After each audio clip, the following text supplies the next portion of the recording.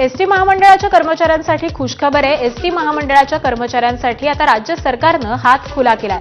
48 हप्त्यांमध्ये कर्मचाऱ्यांची 65 कोटी रुपयांची रक्कम देण्यास मंजुरी देण्यात आली आहे।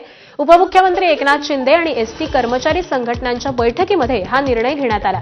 तसंच यंदा दिवाळीनिमित्त एसटी कर्मचाऱ्यांचा 6,000चा बोनस देण्याची घोषणाही करण्यात आली आहे। त्यामुळे एसटी कर्मचाऱ्यांची यंदाची दिवाळी ही गोड होणार आहे।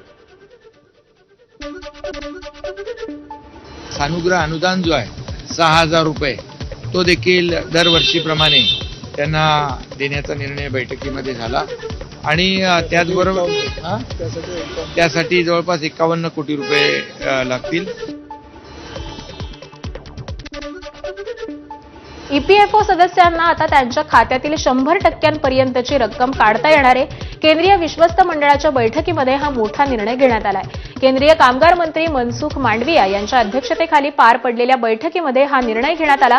पूर्वीच्या नियमांमध्ये बदल करण्यात आलेले आहेत। तसंच विशेष परिस्थितीमध्ये रक्कम काढताना कारण सांगण्याची अट देखील रद्द करण्यात आली आहे, ज्यामुळे अनेक दावे नाकारले जाणार आहेत। दरम्यान 100% रक्कम काढण्याचा पर्याय दिला असला तरी सदस्यांनी त्यांच्या खात्यातील 25% रक्कम ही कायम शिल्लक ठेवणं बंधनकारक असेल, ज्यावरती वार्षिक व्याज आणि चक्रवाढ नफ्याचा देखील फायदा मिळेल।